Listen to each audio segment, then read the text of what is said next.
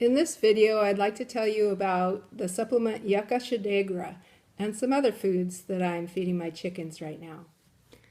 A year ago, I bought some yucca powder, and I've been feeding it in small quantities to my animals since then.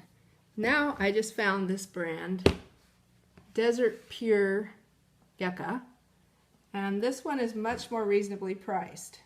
On the label of this brand, it says to feed 1 tablespoon to an average size horse per day. I did some math and found out that equals giving 1/8 teaspoon to 45 pounds of animal. My chickens weigh maybe 35 or 40 pounds, so I'm starting to feed them about 1/8 teaspoon per day now. I was giving them about 2 teaspoons, so I was probably way overdoing it. Their poop doesn't smell though, so that's a good thing. Why yucca? It's known to reduce ammonia in animal feces. It reduces unhealthy parasites and protozoa. It reduces the number of house flies that hatch out of the manure. And it's also known for cleaning toxins from the intestinal tract. Flip off the electric switch. These are our Americana chickens, blue and black. We have 2 roosters and 8 hens. They're laying 3 to 7 eggs per day now. We have a pile of greens we threw in here for them. They have grass, which they eat some of. I'm trying something new for the chickens. I have this bucket here that has no holes in it. And then I have this bucket that has holes in the bottom of it. And I'm putting some peas in there. And some barley. And I'm going to fill it with water and soak these for the chickens.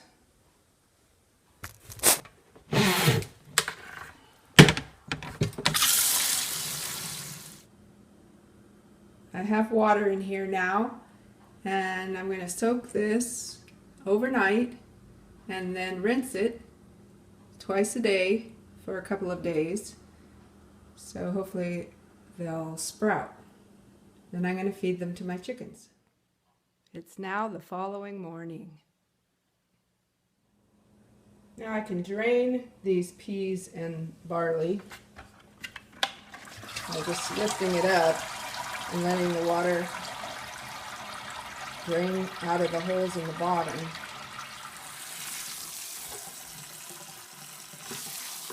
We'll give it a good rinse.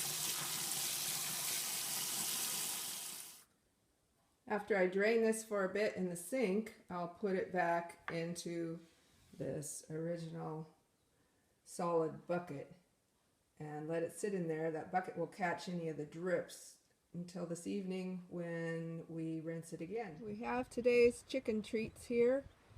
It includes some peas and barley that we soaked yesterday, just to try it out. I don't like using soy in my animal food. It has to be cooked in order to be used in animal food, and that allows the oils to go rancid quickly and become free radicals, which are bad for any animal's health. I started these peas and barley about a week ago. I started about 5 cups of each, so I still have this huge amount. You can see they're growing now. They're getting more like fodder. So I started too many, but I'm still feeding them to the animals. And I'm about to go feed them some more. This is what they look like right now. They still eat them. I also feed my chickens free choice seaweed, oyster shell, grit, and Modesto Milling organic soy-free chicken feed. I add the organic sunflower seeds to increase their protein. I don't want to feed wheat to my chickens Wheat has been hybridized to the point where there are additional proteins in it that the human body cannot digest. Undigested proteins can be toxic to humans, and I don't know if this affects chickens or not. We have this electric fence. It's a Gallagher brand electric chicken fence. It works fairly well, though we do have some problems with it. One of them is at these corners. My husband's put these supports on the inside, and I found I had to put supports on the outside too. You see that support right there, because it comes out of the ground. This is wintertime in California, and it's very wet this year. So the ground is like extremely wet, and this causes the poles to come out. This one is anchored over here. See that right there? And that helps hold it in. Sometimes they still pop up.